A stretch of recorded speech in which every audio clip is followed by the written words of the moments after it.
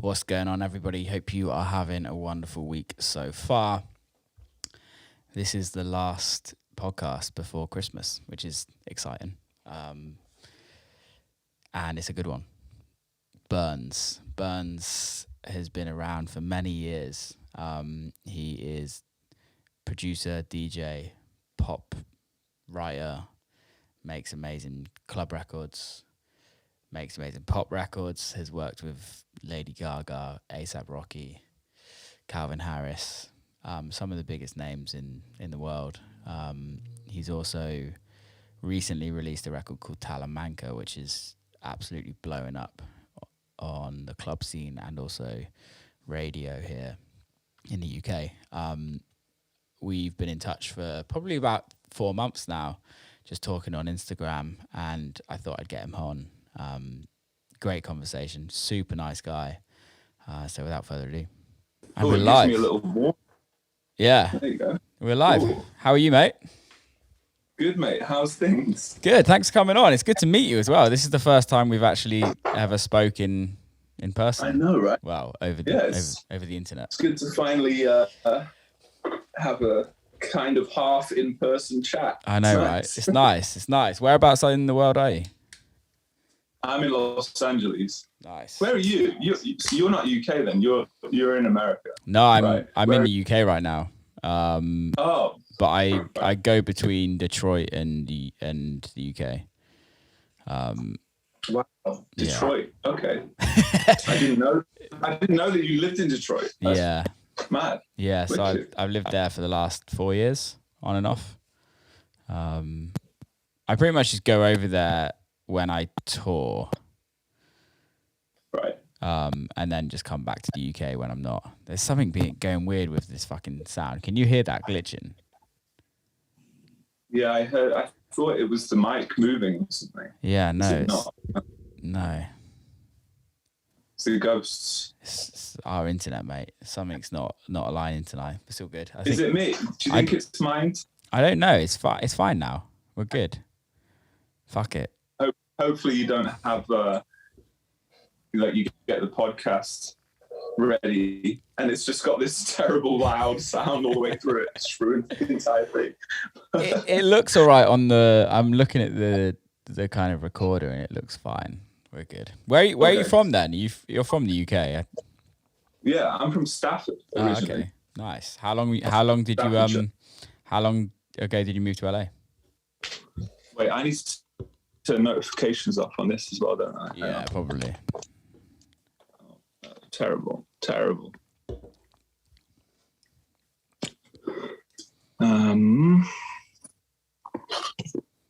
Sorry, I'm using an iPad right now. Oh, really? Yeah. Maybe that's the issue. Really? I don't know. It looks good though. Yeah. I just never did the whole pro Zoomer setup. Yeah. You know what I mean? Yeah. You know, like when COVID happened, everybody got the proper webcam and had it mounted and shit, and I just never did that. Yeah, so. I still haven't got the webcam. I've just using the laptop one, and it looks terrible. Yeah, well, the reason I don't use I don't know if it's to do with me. I use a PC when I make music. I use Cubase. Really? And I could never get the audio thing to work with, be able to make tunes and be on Zoom at the same time. Yeah. But I'm just not that technical. So it's probably just me. You're literally I know about 2 people that use Cubase now because I started on Cubase. Really? Yeah. I feel like that's the typical thing is people say oh yeah, I started on that, but I just never carried on. With me, I carried on. So. What's it like now? I think it's amazing. Yeah. I mean, I don't venture too far away from it, so I couldn't compare it that much. But I use Ableton a little when I do anything sort of mix orientated, make a DJ mix or anything like that. And I find Ableton pretty nice to use, but I just never could switch now. It's been so long. I'm just so used to it. It would be too scary. to move. It's that learning curve, isn't it? It's like to switch, you have to kind of learn a certain amount. This glitch is really fucking doing my head in. And I don't know what it is. Let me just plug this in. It's not the mic.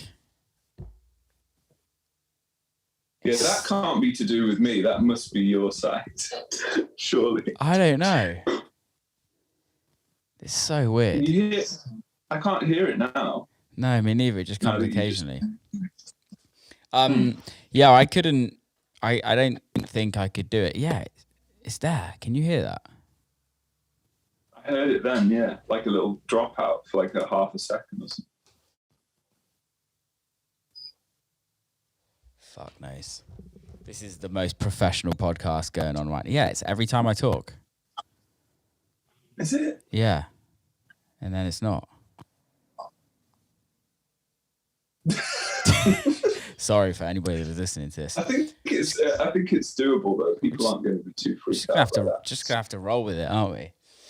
Yeah, I mean, at least we're not on like the bus on our iPod headphones doing this, you know. Yeah, that could be the case. I did a podcast with Duke yesterday, Duke Dumont, and he had like his gardeners in the background, like wind blowing the fucking house down. It sounded like. Well, I was concerned because I do actually have like a big construction site at the back of my house right now. Like the neighbors are building like an extension or something. I was like, this is going to be the thing that really fucks shit up. Yeah. But actually, it seems like it's not. It's the more technical issues. It's something to do with Lexi's podcast. So annoying. Yeah. How come you moved to LA then? What was the deal with that? It was never planned really. Okay. It was just I feel like it happens to a lot of people in music where you end up just being there more and more until it gets to the point where it doesn't really make sense to not be there. Do you know what I mean? Yeah. Like at the time when I moved to LA, I was touring a bit, but I was also trying to sort of get more into the production side of things for like other artists, you know, like pop production. And yeah, that kind of started to build a little bit. So it just made more sense to me to be out here for that kind of stuff. I guess there's a lot more pop stuff kind of in LA, to be real. LA's, I guess it's like, LA's, I guess, more like the hub for that kind of stuff, you know? And at the time I was sort of moving more into that world and sort of a little bit away from the whole DJ side of stuff. I was sort of gravitating towards that more than doing the artist thing at the time. So yeah, it made sense. And I was coming out here every summer, and then I sort of just one time I just stayed and just didn't go back. Like I was renting a place in London at the time. I didn't really own a lot of stuff. So it was just like, it was super easy to just make the switch. So, and that was that. The rest is history. Do you prefer it out there? When I moved out here, I didn't. I really missed England for a while. I feel like that is the same for a lot of people too. Like the sort of shock of how different it is. It's really strange because we speak kind of the same language to Americans. We kind of have very similar cultures, but also it's so different. Yeah, for sure. But also just I guess the difference between LA and London is so vast as well as a city, and like the way of living is so different too. Yeah. You have to get used to not being able to just step out your front door and be like in the middle of a busy street and you know, go and meet somebody for coffee real quick or whatever. It's more that sort of New York kind of vibe in London, whereas here it's such a like huge space and it's so like difficult to move around and stuff, and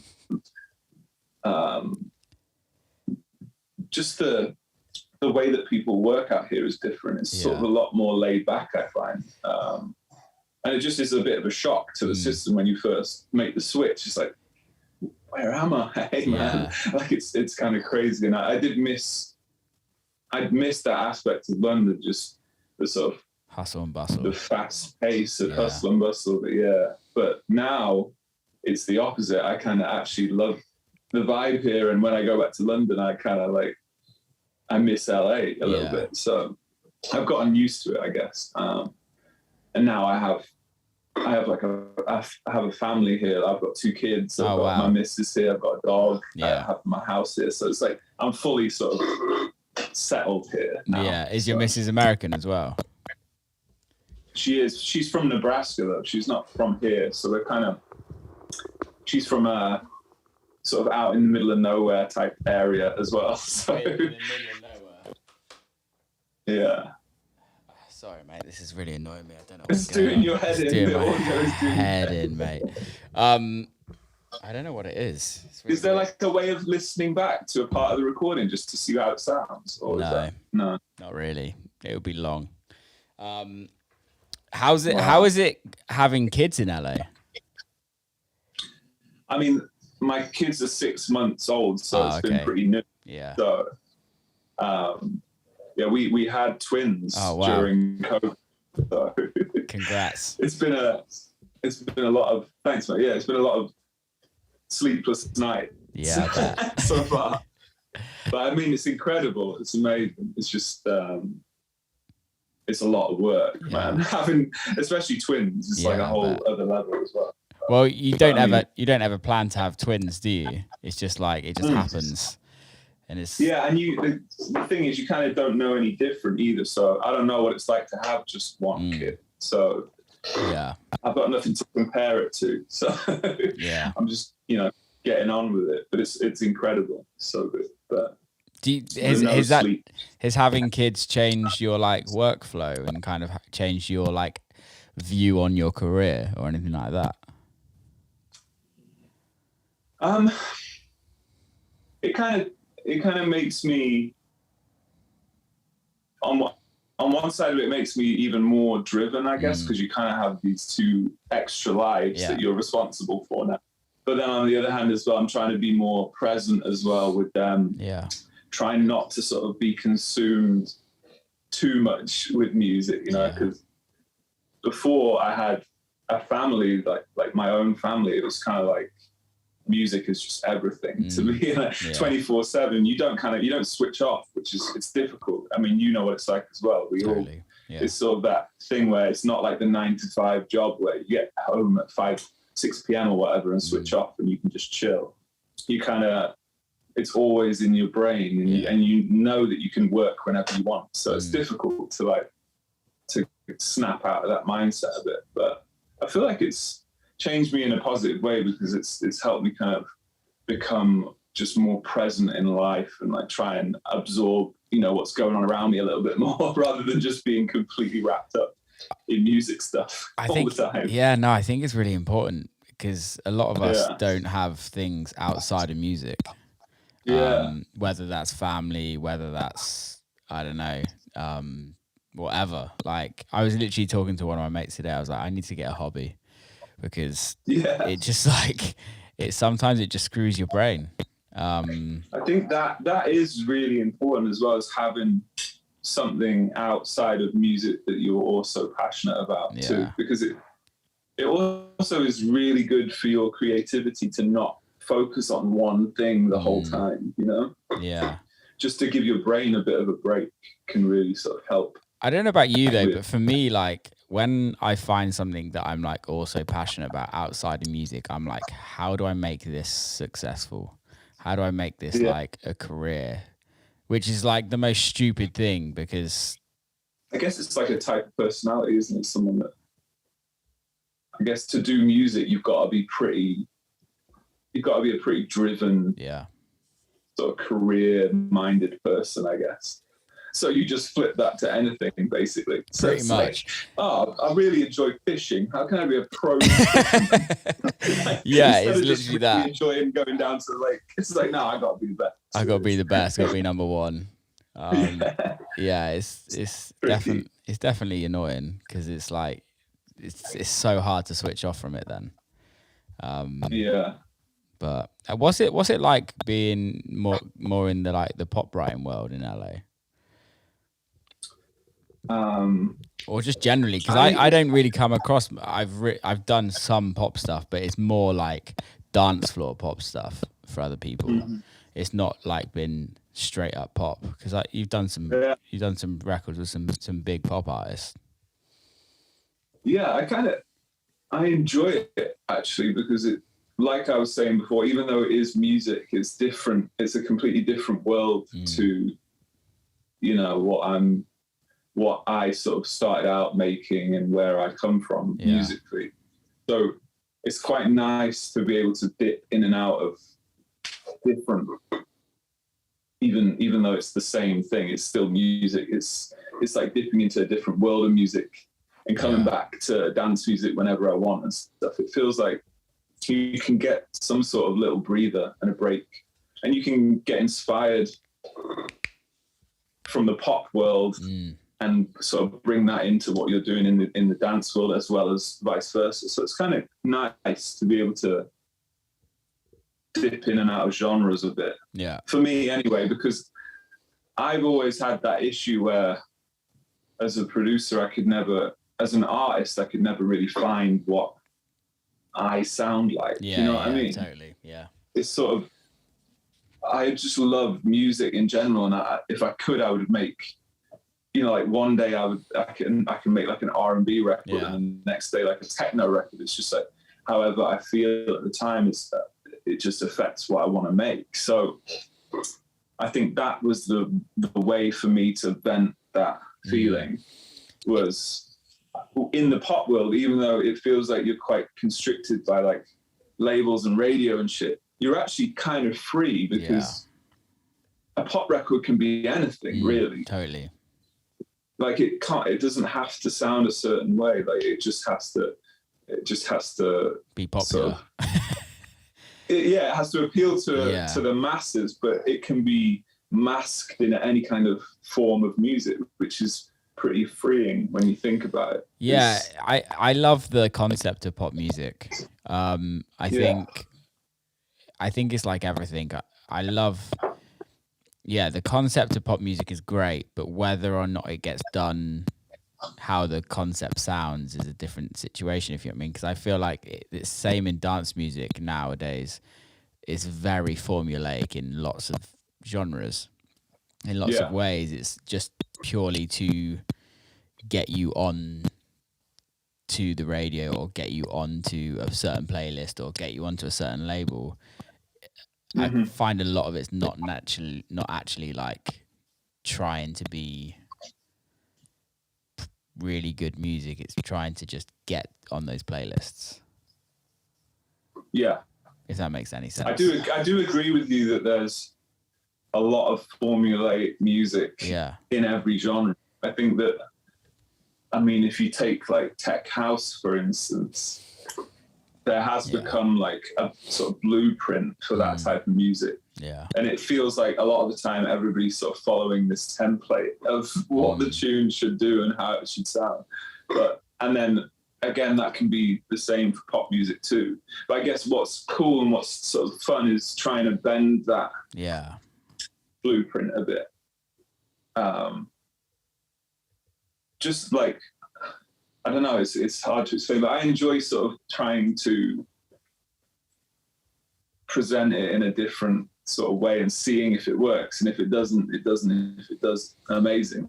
Like, like bringing influences from where I come from musically, and sort of like records that really inspired me as a kid, and trying to inject that into pop music in America is kind of interesting to me. What music did you grow up on? My sort of earliest memories of music were kind of like the early 90s stuff. Like my mom was like a huge house music fan, which was, obviously like affected me a lot when I was a kid, even though I didn't really know it was at the time. But she loved like sort of those crossover like acid house type tunes from the early 90s that were hits in England, but were still sort of cool records. But when I sort of started getting my own sort of taste, when I was a teenager, I just listened to like trance music, basically. Cheesy trance. Yeah, like I had so many trance compilation CDs. That was the thing in the 90s. Like, I remember it was the same for me. Like 90s, early 2000s, it was just trance everywhere in the UK. Yeah, like the early 2000s was such a good era though for that music.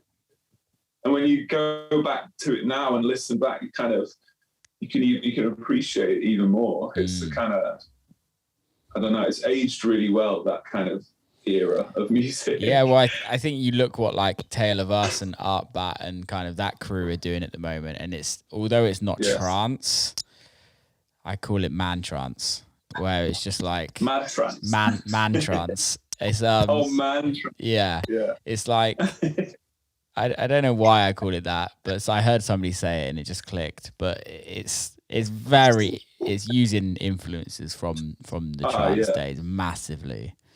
But I love that. I like the kind of, I love to hear those sort of references in music now. Just generally, like I feel like the whole acid house thing is obviously coming back a bit. And you can hear that in a lot of dance music now. A lot of the 90s is back in dance music at end of, if you know what I mean. Like a lot of people are using old rave stabs. It's kind of coming back, which is interesting because in house music, I think, I don't know, I don't write pop so much, so maybe you can kind of tell me this, but in house it's always looking back on how to make things sound how it used to when it first came out. I don't know if it's like that in pop.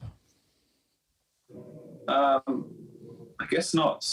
I mean, obviously you can hear the big sort of 80s revival in pop music now as well. Yeah. So I guess so. I mean, it's always, I think it's always like a recycle thing with music. Like it's all the sort of, it's almost like all the ideas have been done already, and you just got to figure out ways to sort of recycle that feeling again, that you, whatever it is that you love about a certain song, and how to present that again in like the modern day, I guess, because you know there's only a certain amount of chords and exactly, a certain amount of drum patterns, and you know you can't invent more of them. So it's like it's always going to be like a rehash thing of something old that has inspired you at some point, even if you don't even realize it at the time. It's really funny, like you can be sort of subliminally influenced by something, and then afterwards somebody will be like, oh, it reminds me of that tune, what so and so, and then you look it up and you're like, oh, it actually is a bit like that, even if you haven't intended it to be. I think just things sort of, people just pick up influences along the way, and I think music is just, that's just what music is, really. It's sort of the human presenting their moments of their life, their memories, isn't it? Really, or trying to kind of recreate it. You can only do that though. It's like that's the only way to really do it. Is you're pulling it from somewhere. You're not just like, it's not just appearing out of nowhere, you know. So I feel like all the genres of music are sort of recycling something. Totally. And yeah, I think it's cool. I enjoy, it's funny, like I was chatting to a songwriter friend of mine, this guy called Pablo from the UK last week, and he was like, we were talking about like just referencing stuff, and he was like, oh, well, that's funny because when I explain you to people in sessions, I always say you're like an encyclopedia of 90s music. Like, kind of a compliment, yeah. It's like, I love, there's nothing more fun to me than like finding a song that has inspired me in the past, or like something that's influenced me, and like referencing that just slightly in something new else, like I love trying to, because I like trying to kind of evoke the same feeling that it gave me at the time or whatever in a new song. I think it's really cool. So yeah. I've sort of drifted off of no, I totally agree with you, because there's like records that I've written that I'm trying to be somebody else. And like I generally would listen to a record and be like, I want to make a record like this. Yeah. And I would literally have the record in the project. And although I'm not recreating the record, I'm trying to create that same feeling. And it's a really interesting kind of way to write.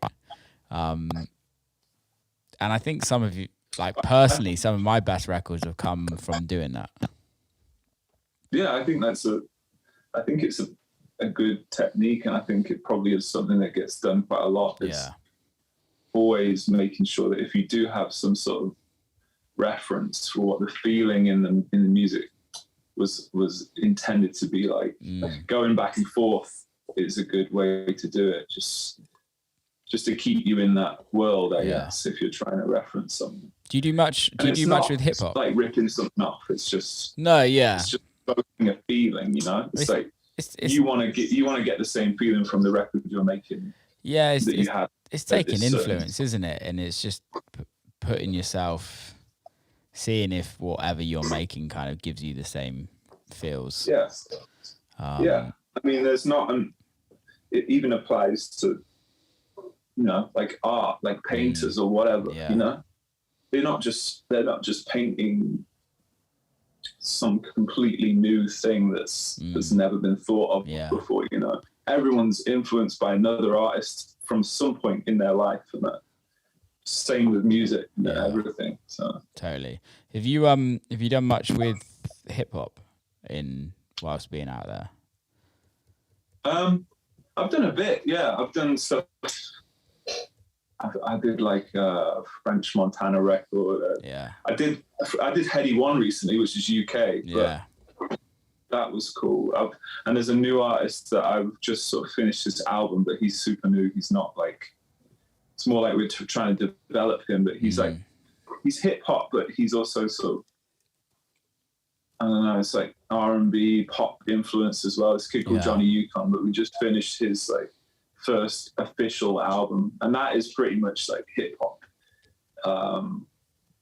very like hip hop influence, like sounding music. So it's kind of, I don't know, I think it's just really important to listen to everything. A lot, Even if you're just going to make techno or house music or whatever, I still think it's important to make sure you don't just listen to that type of music. I couldn't think of anything worse, personally. Like, if I'm... Yeah, but I feel like there are people that do that, like narrow their sort of... horizons. Narrow their mind a little, like, oh, if I'm going to make this, I just need to listen to this all the time. But I find it difficult to do that. Yeah, I think for me is like, I also need to give my ears a break and be like, I need some more like inspiration than just fucking techno or house or whatever. I don't often listen to it. I go through like days where I listen to something. I listen to like an electronic album for like a day, and then I won't listen to stuff for ages. I'll go listen to some like country music or whatever. And I've actually gotten into country music recently, which is something that I thought I'd never admit. Wow, that is a curveball. I didn't expect you to say that. I know. I'm like, I want to go see live shows. I want to go see like someone sing live and like someone play a guitar. And I don't know. I reckon the country live gigs are pretty popping. Yeah, you know? Exactly. I think it's like the people that go as well, right? It's like they just want to have like a lot of fun. Yeah. It's like going to the rodeo. Exactly. Have you been to a rodeo? Nah, but I've always thought it looks amazing. Yeah. It looks fun. I want to go when I'm in Texas next, when it's actually like rodeo season. It's supposed to be amazing. You got to do it real. Like Texas vibes is the real deal. So yeah, like proper redneck. Like, that's all I want. Get a cowboy hat, get a checkered shirt on, some Levi's. Get those. What are they called? What are those pants called? Oh my god, I should know. I should definitely know this. Chaps. Get the chaps out. Get some assless chaps. Literally. Turn up to the rodeo. Yeah. That'd be funny. How do you like, let's say for instance that, what was the guy's name that you just did a project for? Johnny Yukon is Johnny Yukon. So going into that project, is that like, right, we are spending the next 2 months writing an album and your whole focus is on that? Or how does like the setup work for that as well?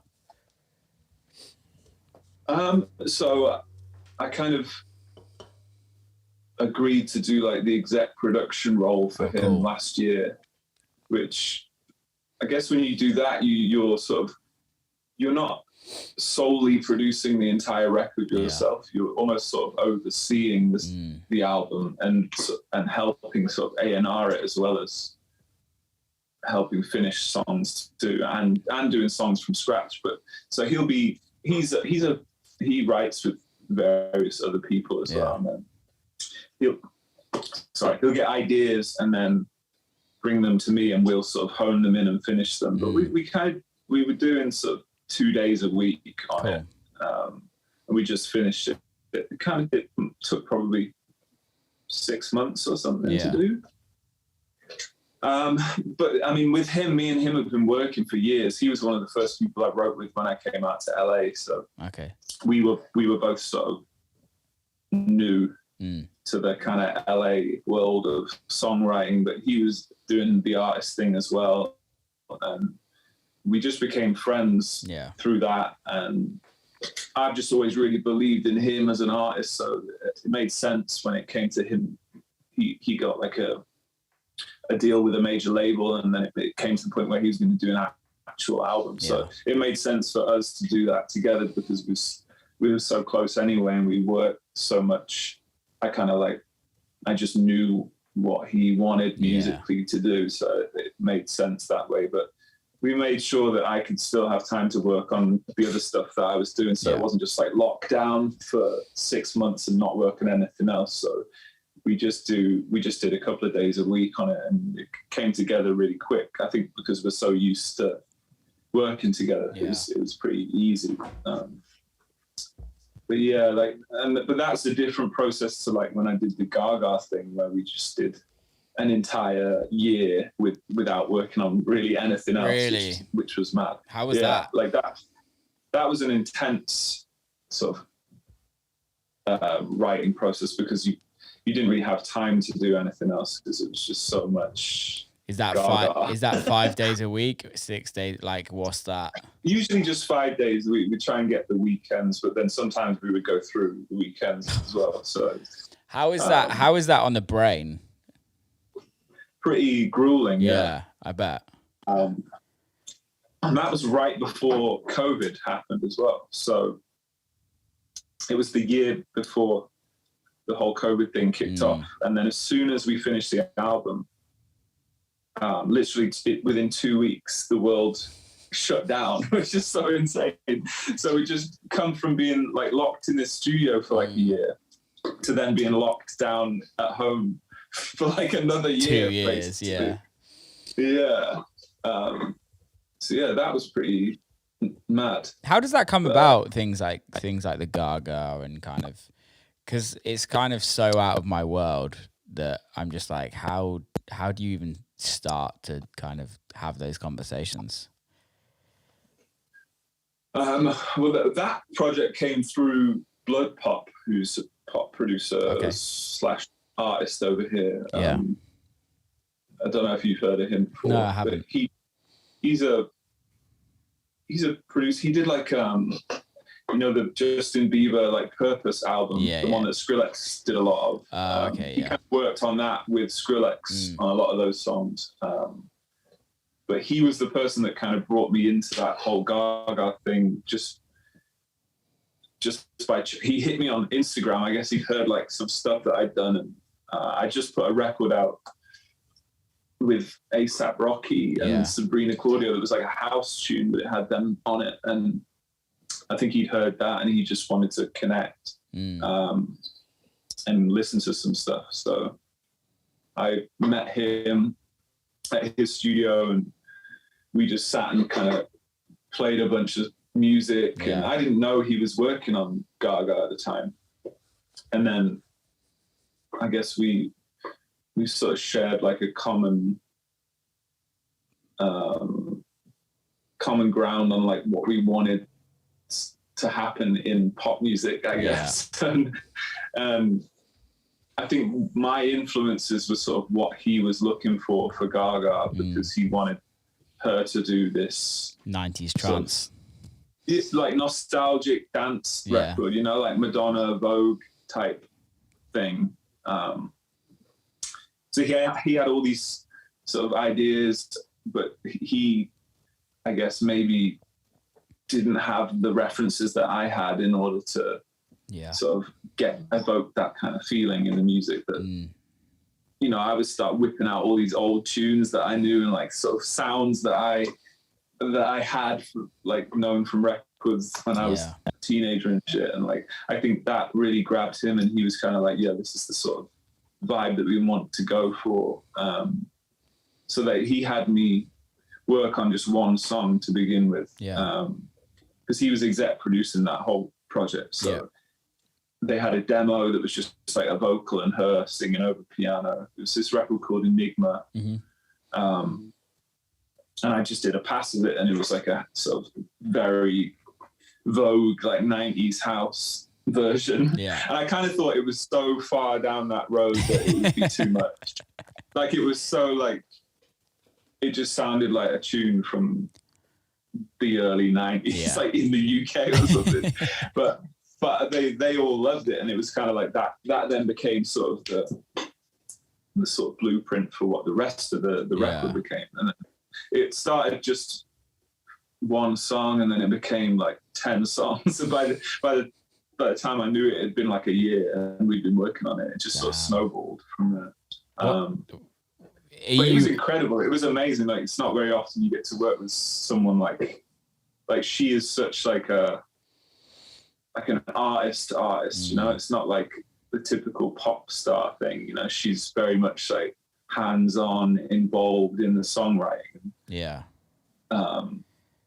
She's like one of those iconic sort of pop acts.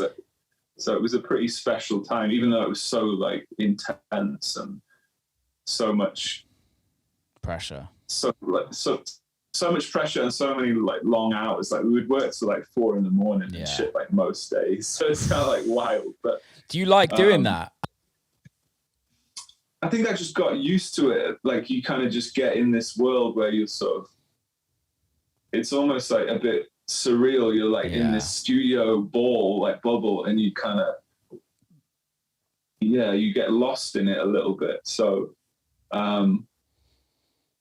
definitely wasn't used to working like that, but it just was something that you kind of like had to do, and it became normal then eventually.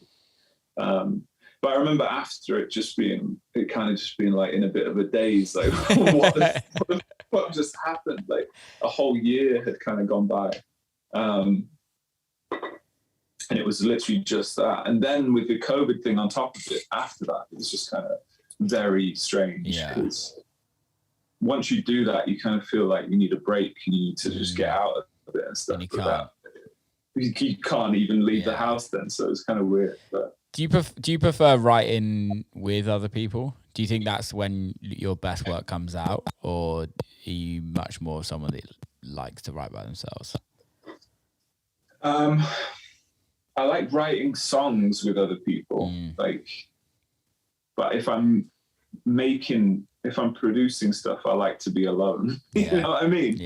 Like I hate producing something in front of someone. It's kind of weird, but I've gotten used to the songwriting side of it, where I can write a song much quicker and easier if I've got someone to bounce off, like, you know, melodies and lyrics and all that kind of stuff. But when it comes to actually finishing the record and figuring out the sound of it and the production side, I like to just be alone for a good few days. Yeah, definitely. It's interesting because I do really like being in the studio with other people. Yeah. But I really don't like when somebody else is producing. Yeah. You're like, I don't like anyone touching the laptop apart from me. No, and I'm working on this like pop project at the moment, and I'm like more like exec and not doing any of the laptop stuff. And it's hard, yeah. It's so it it's really it's such a good like I've learned a lot doing it, a huge amounts, and it has helped me massively in my own production. But it's giving away that control where like, it's a bit weird. It's definitely strange, like when there's more than one producer in the room, it's quite hard to, because you know in your head what you want to happen. Yeah. But if somebody else has the reins, it's hard to be, you know, you don't want to be that guy that's over their shoulder, like you know, like touching the screen and shit. Oh yeah, like, no, definitely difficult. Not. And it's also like you got to check your ego, and especially if you're like in that exec role, you kind of have to take a bit of a higher ground, and like you're not the artist, you're kind of just the one giving ideas at the back and kind of making sure that the room carries on doing well. Yeah, it's definitely like a different mindset. You have to, I mean, yeah, you've got to consider the team, I guess, involved, making sure that the ship keeps going smoothly. Yeah. You know? Yeah.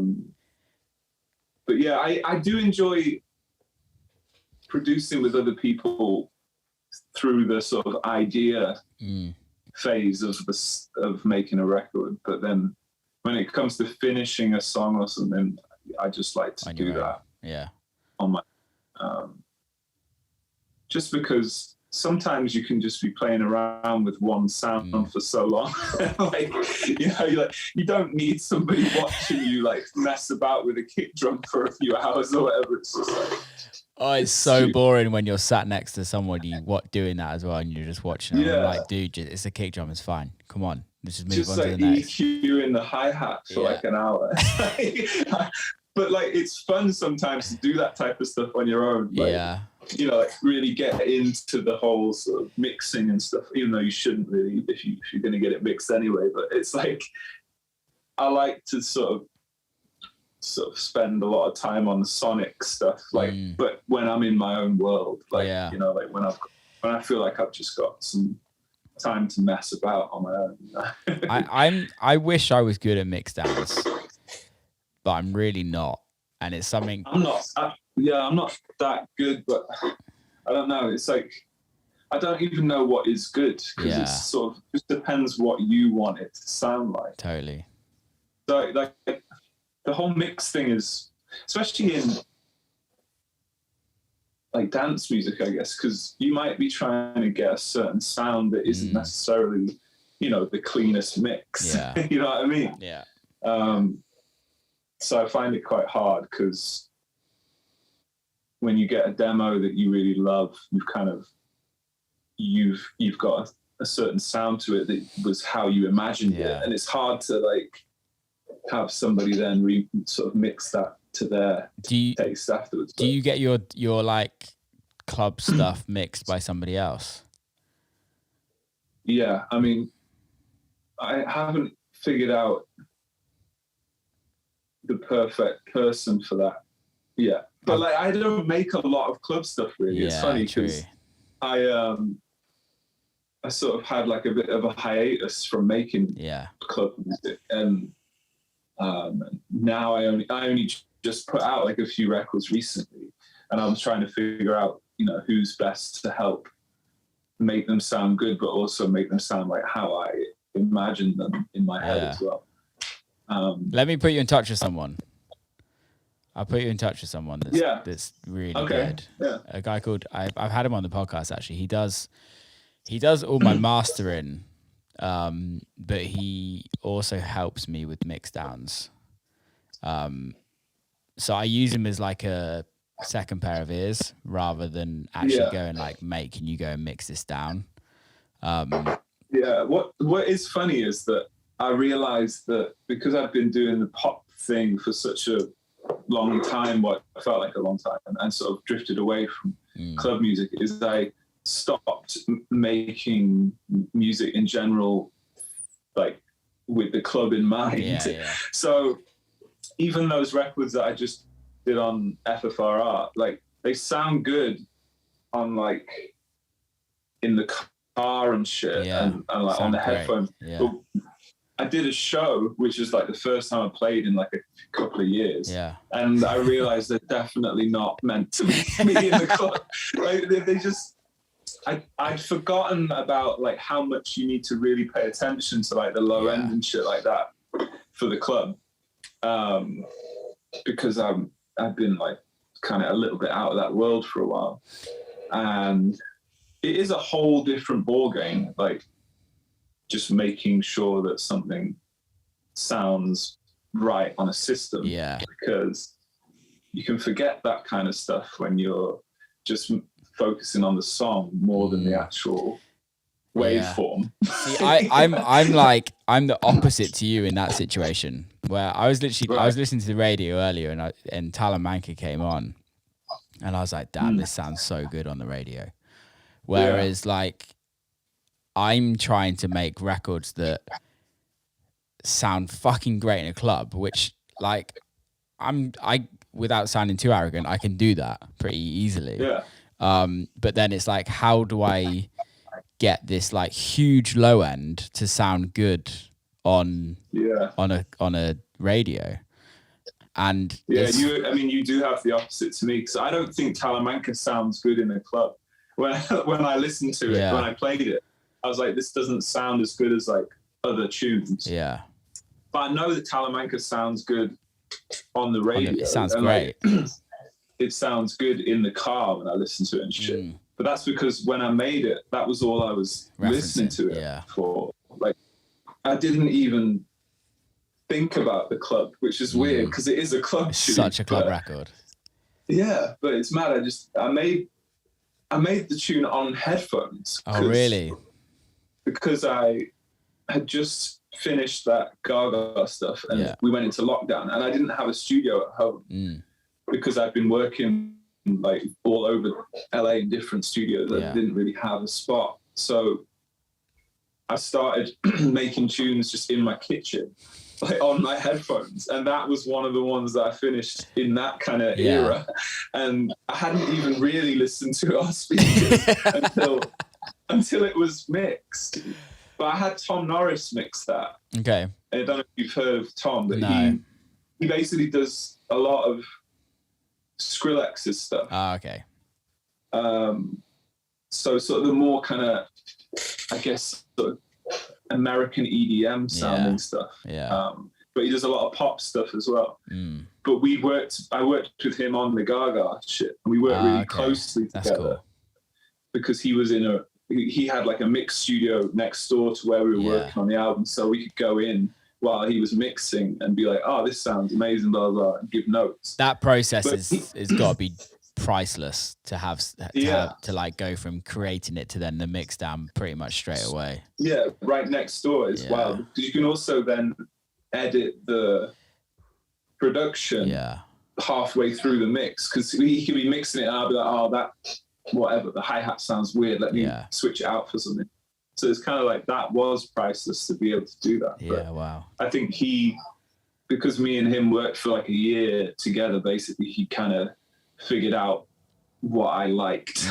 So when it came to getting my own tunes mixed again, it felt natural to try and have him do that as well. And what he did to Talamanca was like, he took it to like another level from where I even had it. So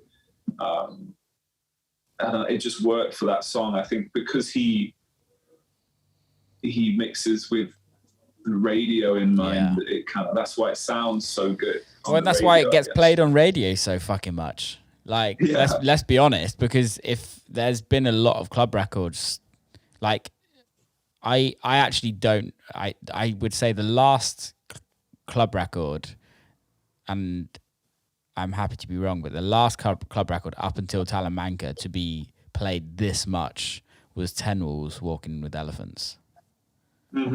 which again sounds fucking amazing on the radio as well.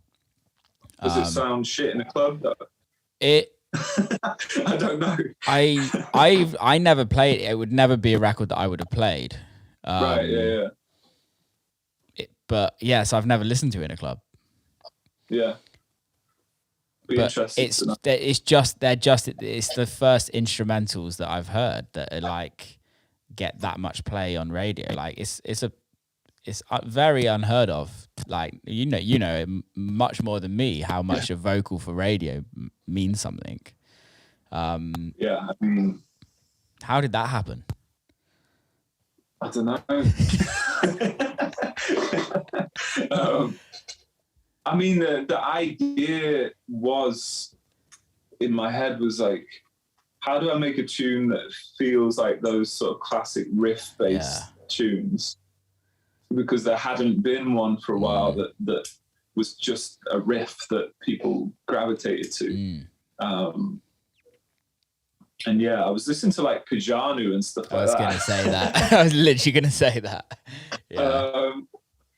Actually, that record was kind of like the reason for trying it. It was like, that felt like the last time a record like that had happened. Like, sort of, it was just a chord riff and there was no vocal and they never put a vocal on it. And the amount of times that like I've been asked to put a vocal on Talamanca is so insane. And actually we tried a bunch of things and in the end I was like, you know what, it just shouldn't have a vocal. It's like there were things that were good as well that like maybe would have made it even bigger, but it just didn't feel like right or something to do it. I think sometimes as much as that pissed off the label. Oh yeah, I bet Andy was well pissed off with that. Like, I think that I did a lot of people's heads in, but I don't know. I feel like the legacy of the tune is much longer if I don't fuck around with that shit. But I totally agree. I don't know any occasion where a club record has had vocals added to it and it's made it better. Yeah, I mean, it's the question of, has it made it better or more popular? Because just because it's more popular doesn't mean it's better. Exactly. Because it has worked. You know, like there's been tunes where they've added a vocal that's definitely made it bigger. But does anyone that loved the original like it more with the vocal? And I don't think that's... No. But yeah, I feel like that tune's just an anomaly. Like I'm not gonna make another one like that.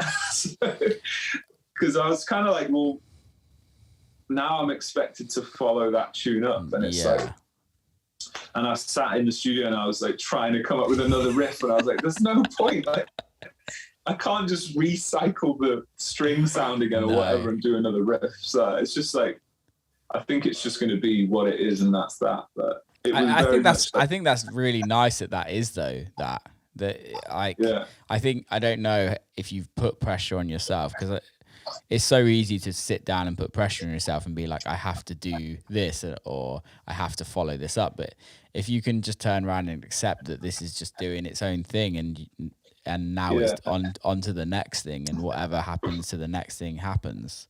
I think that's really where important. I'm at now. I think at first I was like, I've got to beat Talamanca. Yeah. And I don't know if that's gonna happen, but well, you could, but it could be something completely different.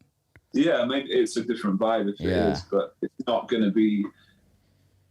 It goes back to what we were saying at the beginning. I can't like just rehash that and like make that my sound, because it just gets boring. Yeah. So, it's a moment piece, isn't it?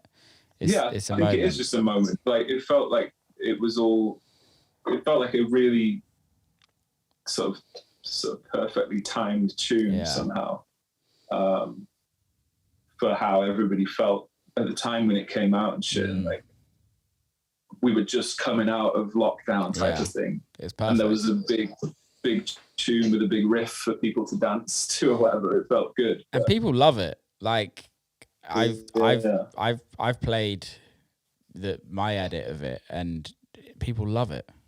We've got to get your edit into the world, man. Mate, it's never going to happen. But why don't we just? You should just put it out. Like, just not chuck it online. I don't think Andy's going to like me if I do that. You know, fuck him. Yeah, we should definitely send it out to people.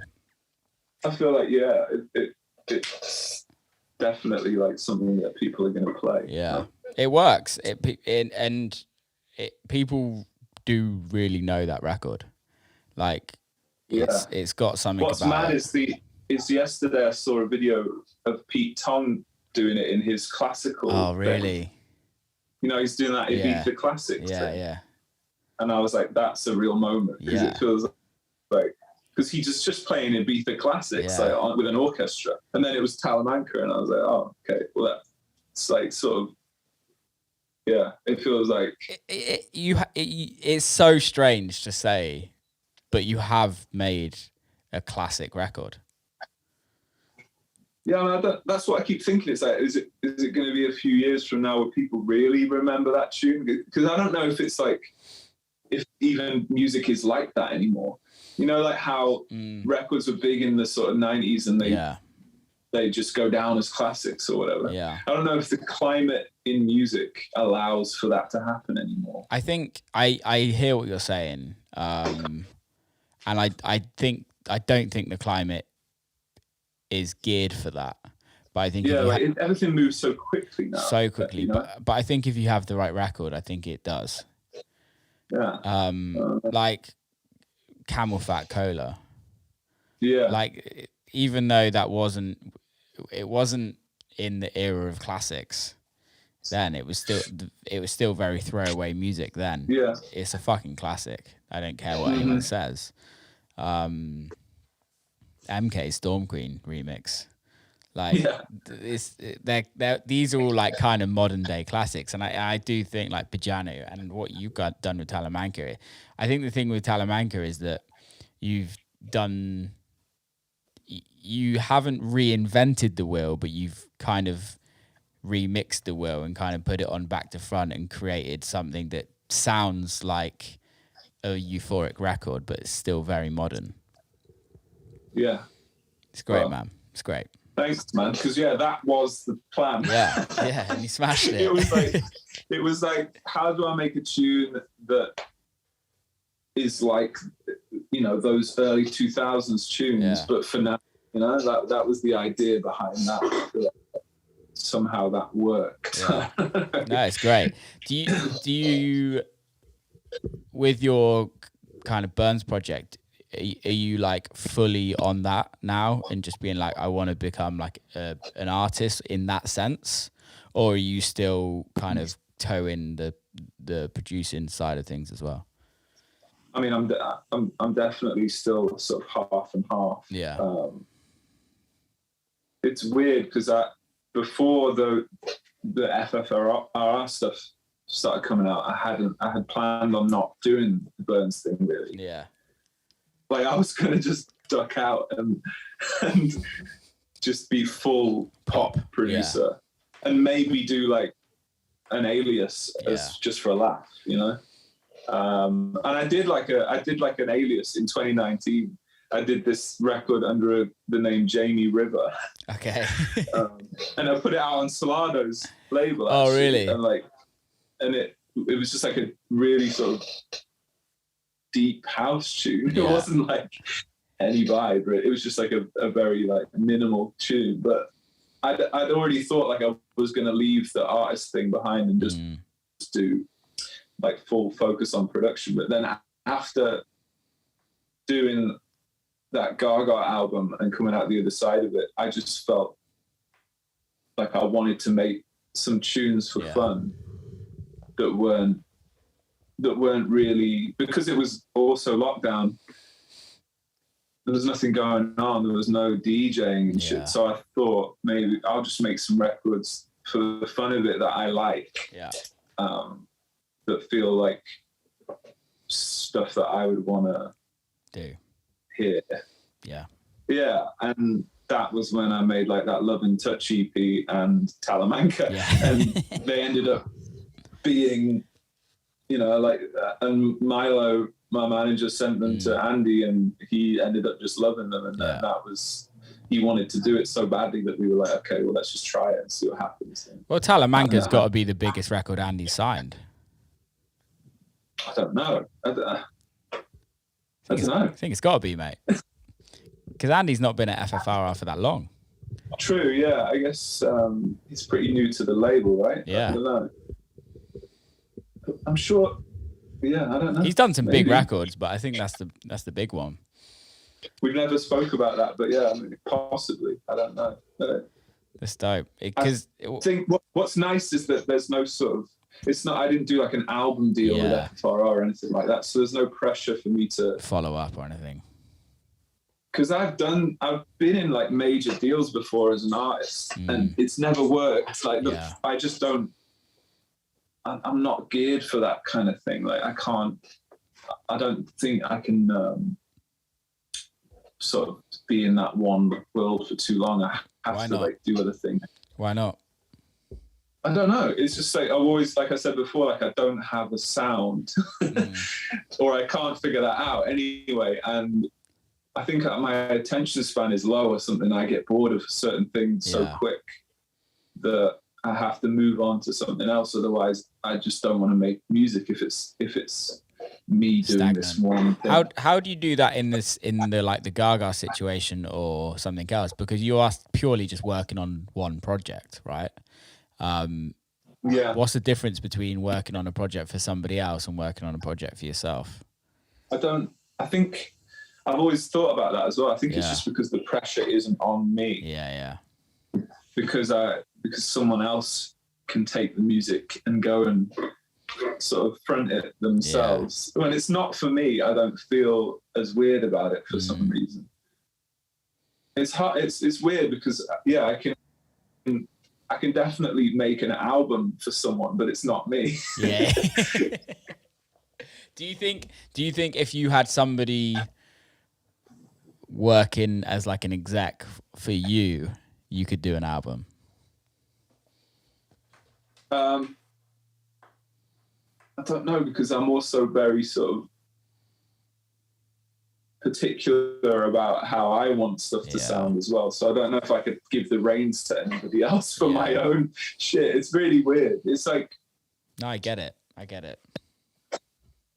I've tried to do it a few times, like do an album for myself. And for some reason, it just feels like the hardest thing to do. Yeah. Maybe I can't handle that pressure of it being me. Yeah.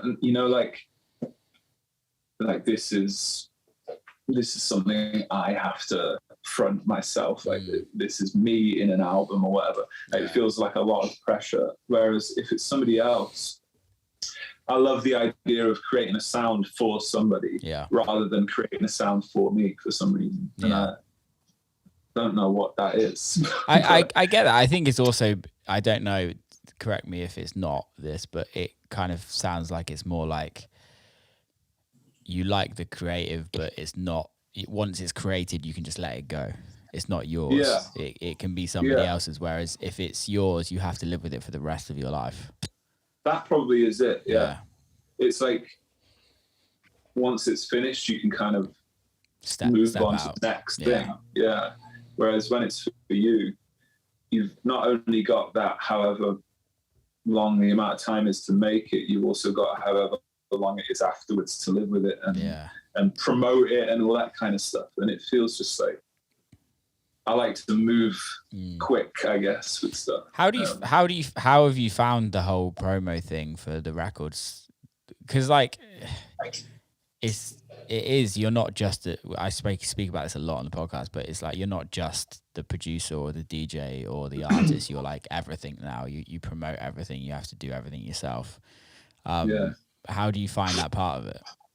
I think that's another reason why I'm not like an artist is because I'm not very good at doing the whole keeping up the Instagram and getting on TikTok and all that stuff. I don't think it's like just doesn't feel right for I'm just not the type of guy that does the like, hey, what's up guys, blah blah, like it just doesn't come naturally.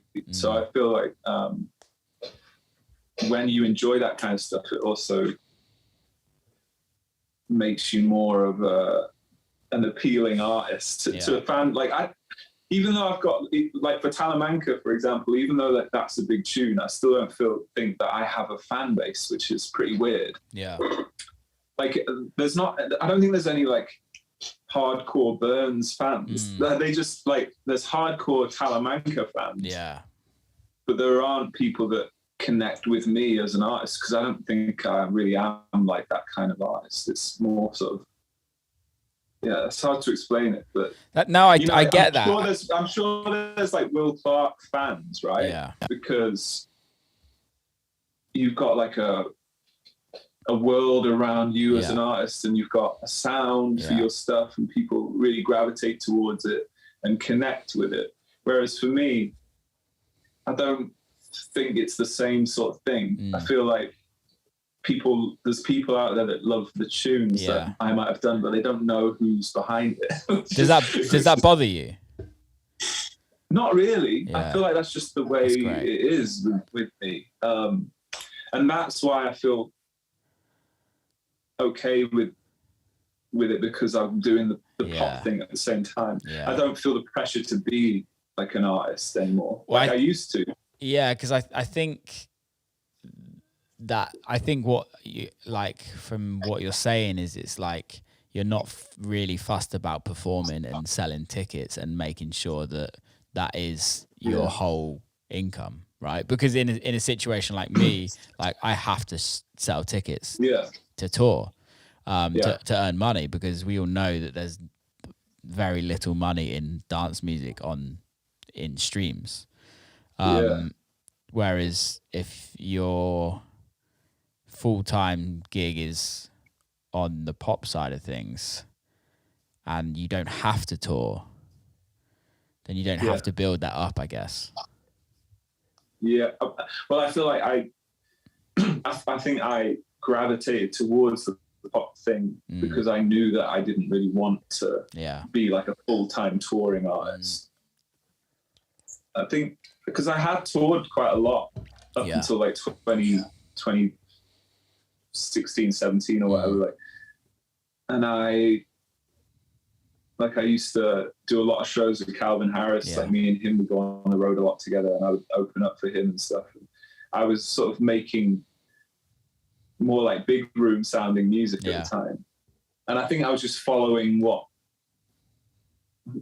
was working at the time. Like I was getting shows and it was fine, and I was sort of like going through the motions, but I wasn't necessarily enjoying the stuff I was making, and I wasn't enjoying the shows that much either. And then that was when it kind of changed for me, and I kind of had to like reassess it and think like, what do I really want to do? Because like I was just sort of like plodding along with being a producer, but not really enjoying the music. And that was when I decided to start making more music, writing more songs for other people.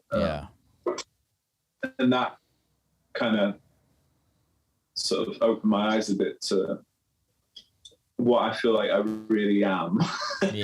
Like I feel more like a producer than I do like an artist.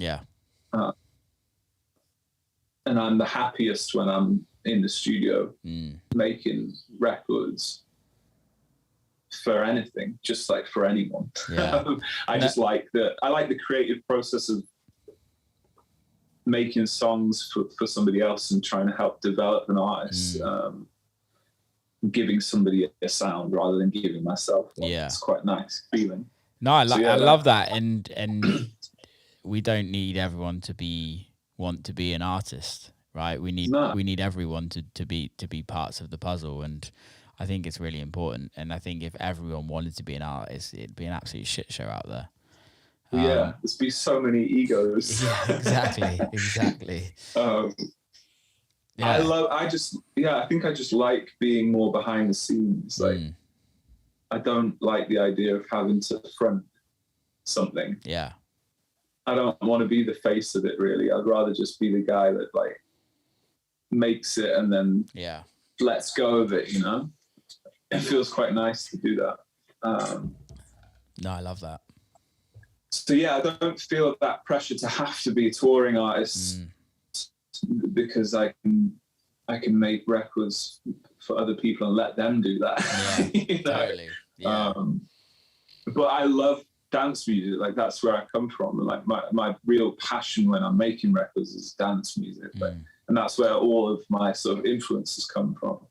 So I don't think I'll ever like stop making dance records. I just think that the whole other aspect maybe just isn't for me. Well, I think it's also in the situation where you're in is that, especially with like the FFRR stuff that you've been doing, is that you have a great label behind you that can make the records as big as possible without you having to do any of the artist side of it, right? Yeah. And I think I think that having that the FFRR name behind it counts for a lot as well. Yeah. Massively. There's people out there that will listen to the tune just because of the label. Yeah, and also labels like that have a lot more power than just putting it out on a smaller independent. They have the ability to put it on radio, which is great because you're making great records for that work really well on the radio as well. And you're right. Like you wouldn't necessarily have the opportunity for it to even get into the radio's hands if you didn't have, you know, a team like that behind the tune. So it does count for a lot as well. Yeah, it's important. It's important, man. Yeah, wicked. I think that what's good about Andy and FFRR is he's just like very passionate about the music. So he doesn't care about anything else really aside from the songs. Yeah. So he's just looking for records that he really connects with personally as well. So I think, and you can tell that from the way he talks about the tunes and the way he gives notes and stuff. Like he's a super music head guy. Yeah. He's not one of those label exec people that doesn't know much about music. Yeah. And there is a lot of those people. There's a lot of numbers people, isn't there, out there? Yeah. But he's definitely the other side of it where he really cares about the music and sort of the legacy of the label, I think. Yeah. So that's good to know as well, that he's more focused on that than he is like trying to get me on TikTok or whatever. You know what I mean? No, I think it's really important. And realistically, like they're taking the old school approach of the record label is that they're actually doing what a record label should do. Which is mad nowadays because it doesn't happen. And a lot of record labels give a record 2 weeks and then bin it off. And as an artist, as a producer, as somebody making music, when you've spent all this time on a record and then the label gives it a week, 2 weeks for it to potentially do well, and then forget about it because they're on to the next, it's kind of, I think that's what creates formulaic music, because it then makes people have to make music that's going to fit within the realms of what everyone's listening to. Yeah, you're right. I think people start getting in the mindset of that sort of instant hit type stuff. Yeah. You know, it has to do this certain thing in order for it to work because that's what this tune did or whatever. Yeah, put a 90s hip hop sample on it and and you're laughing. Get a Sierra a cappella or whatever, and we're good. I tell you what though, that Do It record from A Craze. It's a massive tune. It's pretty fucking good. He's done what a lot of people were trying to do very well. Yeah, you can't deny that record, man. Big. It's massive, and it for some reason I just sing it all the time and I don't think I've listened. It's so hypnotic. It's like nursery rhyme. Yeah. It's just like pure nursery rhyme vibes. It's so hard to write records like that as well. Yeah, man, that's why you just got to get the acapellas. Love it. You don't have to write it then. Yeah, definitely. Have you got any music coming out? Any more music coming out as Burns, or are you taking time out? Yeah, I mean, we did with FFRR. We did a deal for sort of like 4 records or something. So I think I've got another one coming. We're just trying to figure out.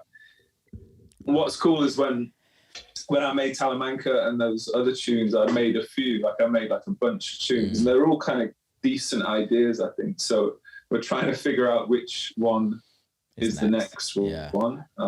How nice is that? How nice is that though, to have all your options there and to be like, okay, this is great, but I need to work on it a little bit more. But you're not having to go into the studio and have the pressure to write a bunch of music just to please somebody. Really, it's good, but I'm also one of them guys that hates having to finish something. I'd rather start something new. I can relate to that. I can massively relate to that. Yeah. Yeah, and it's really annoying because you end up with loads of unfinished music as opposed to just one really good finished song. Yeah. but I also think for me is like I finish a record pretty quickly, and then I know that it could have like an extra 10%. And for me, it's getting that extra 10% that's the thing. Hard. Like I'll do a tune in a day, maybe if it's that kind of record, and I'll bounce it out, and then I'll just live with that bounce for so long. Yeah, it's really difficult to go back in and tweak stuff. I agree. I kind of like love the one day bounce. So there's a few tunes like that where I've had them on my phone for a while, and they're good, but they need like finessing. Yeah. It's so hard to go in finesse. It's this like weird feeling when you're like almost opening the project up again, and you're like, so what the fuck do I do? Yeah, and more often than not, I'll do that and then close the project down and just open up a new one and start something else. Yeah, definitely. But also what you probably do the same thing as well, is I always love the last thing I made the most, even if it's not as good as the thing that's not finished. Else, yeah. And I always think it's the best thing, but it's probably not. It's like, I'll make something brand new, like, this is the next single, like the idea is so cool. And then I'll send it to Andy and he's like, nah, just finish the one from before that's really good. I'm like, okay. Like, I just can't finish it that easily. I have to start new stuff. No, I feel you on that. I feel you. It's good though. I think it's nice because especially being able to work quickly, you can have a lot of ideas, and you just got to put a bit of extra work in, which it does suck though. It does definitely suck. Finishing stuff is the hardest thing. Yeah. Finishing, mix down. That's the bit that I struggle with, and it's like. It's easy for me to like finish somebody else's record because I'm like, oh, you need this has to happen here. This needs to do this. This needs to do that. But then when it's in my own record, I'm like, no, I like this. Like, why does it doesn't need to be finished. It's done. I'm the same. I can definitely finish something that isn't mine. But if it's for me, I think it's like the pressure thing. Yeah. Like I'm scared to finish my own tune. Do you ever get to the point? I'm doing a remix at the moment, and it's like I've got the like body of the remix that I'm like, this sounds dope, and now I have to like arrange it and everything, and I'm like, I don't want to arrange it. It's annoying, because it's like I love that thing where you get the sort of idea down and you just listen to that for like 2 days. Yeah, like I'll just go back in and be like, yeah, this is good, but just never arrange, like never do the intro or the outro or any of that. Just the middle bit is good, and I know it's good, so I'll just leave it. For a while. It's interesting that. It's definitely interesting, dude. Definitely like a common thing. Yeah, we've just done an hour and 20 minutes. Let's wrap this motherfucker up. Yeah, it's flown by. Thanks for coming on, man. It's been really good to catch up. No, man, I've enjoyed it. It's been good to get to speak to you over a non-text I know, vibe. Right? Likewise. We'll have to catch up when I'm in LA next. I think I'm in LA in January. Yeah, hit me up. We need to come to the studio or whatever. Yeah, definitely. January the 15th, I'm playing in LA as well. Wicked. Well, I'm finally going back to Europe. Oh, are you? Chris, which will be the first time I've been back in Europe for 2 years. No way. What? Are you coming to England? Yeah, to see my family. I haven't seen them since like the whole COVID thing. So you're taking the kids over. Yeah, and they haven't even met my kids yet. Yeah. So it's wild. But so yeah, I'll be back mid-January. So yeah, just hit me when you're here. Yeah, man. Sounds good. Right, mate. Let's do the promo bit. How can people follow you?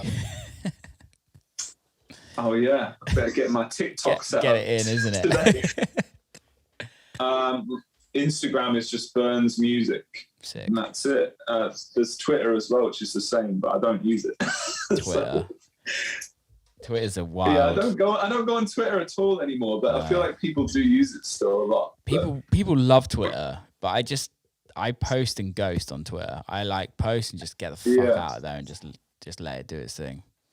The only time I go on there is to find stuff out. Like the news. If something's going on, I'll like search it on Twitter to see what the gossip is. Yeah.